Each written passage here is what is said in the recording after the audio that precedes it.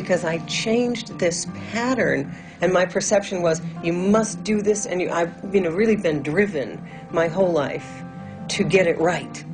And get it right, though, in the way that the culture, and in my case, the practice of medicine says is right. But here's the problem.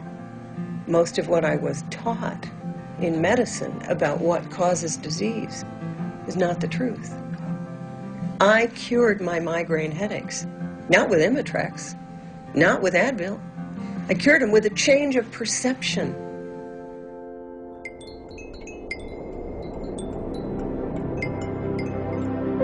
Some people think the change has to be shocking, like diving into a cold pool.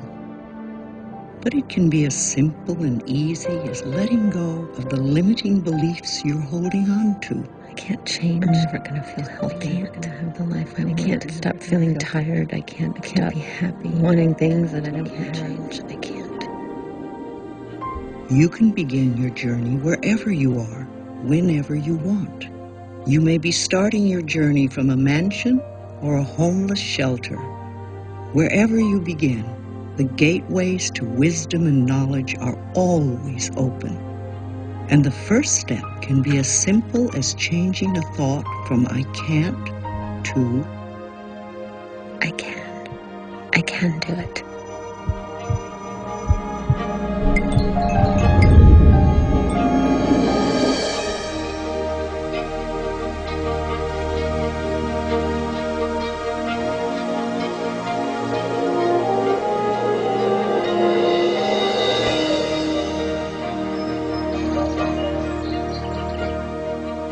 When you get it, that you have so much more control over your life than you thought you did, or control over your experience of your life, if not the events of your life, there is this sense that is so playful and so joyous, and it begins with changing the way you think.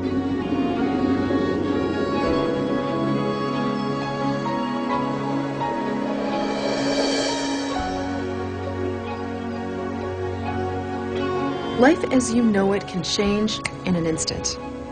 Everything you call God can disappear before your eyes. And it's not until you have a crisis like that that you come face to face with what it is that really matters in the world. So it's a wonderful thing when you bump up against something that feels uncomfortable, because it's this opportunity to now feel the discomfort of it and work it into a place of greater comfort. That's how you get rid of those obstacles. That's how you let yourself flow in the way that you want. Okay, I can do this. I can do it. I can change. I can make my life better. I'm scared, but I want to change. I do. I'm going to stick with this, and I'm going to try. No, I am going to think more positive thoughts. Like, I am happy. I am happy. Oh, this is not going to be easy. The universe is not responding to your words, but your words are reflective of how you feel.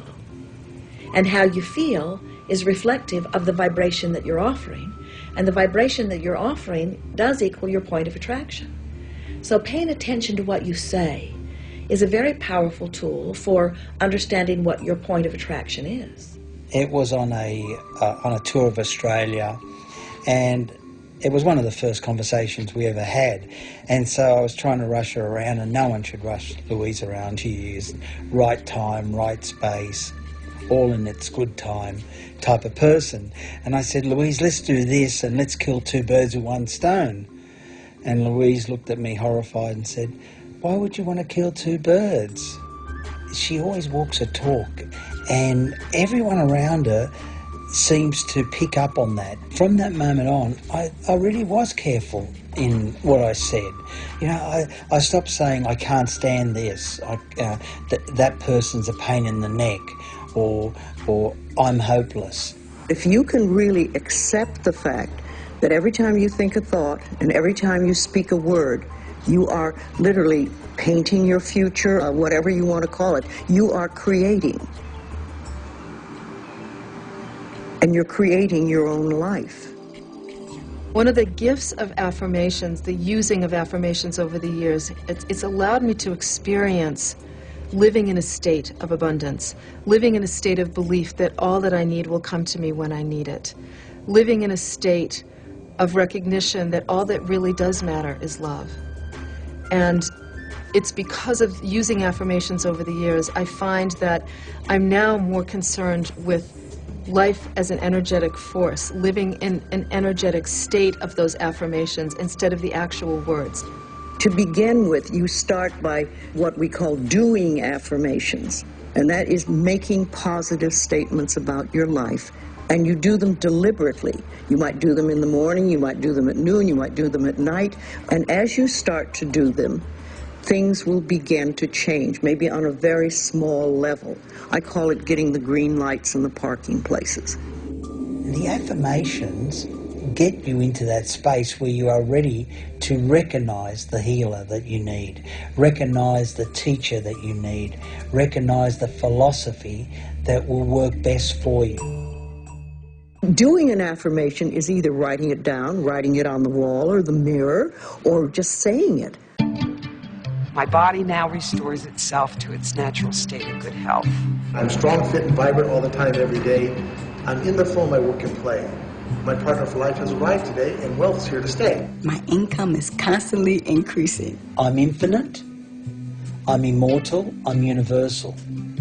I'm infinite, I'm immortal, I'm universal. I do the work I love. I work with and for people I really like, and I'm earning good money. Now, you don't have to have a specific job, but under that banner, a lot of good could come into your life. I am passionate about life. I love myself. I am well. And then I bet you I said it 300 or 400 times a day to get over the fear of having cancer. And I believe that not only saying it, but actually believing it. The affirmations are just the starting point. That's like going, okay, here's where the goal is. What really gives those affirmations power is the emotion we put behind it. So what's interesting is you start out the journey going, okay, let me start here. Step one is what's the affirmation? Step two is, you know, how can I generate the emotional power behind that affirmation? And a lot of that comes from taking actions to support that affirmation. That's how you begin to step into that state. And then as you step into that state and you take actions and you put the emotional power behind those affirmations, they begin to manifest themselves in your life. It's got to get anchored into your, not only your mind, but in your spirit, and you have to believe it. And when you're first doing it, it feels fake. It feels silly. But after a while, you start to realize, yeah, you know, that's right. Yeah. What I like people to do is to stand in front of a mirror and do their affirmations. Because there's something very powerful about looking in your own eyes and accepting yourself, or noticing that you reject yourself when you're saying something positive about yourself. Driving to work, when I first read Louise, she said, you know, that you should 20,000 times a day, or every time you have a negative thought, just, I love and approve of myself. You know, just replace it with that. For the longest time, I love and I couldn't think of the other word. It was like, why can't I remember such a simple word? It's like planting a seed in the ground. It's not necessarily true at the moment, but it is something you want to have be true. So you put the seed in, and you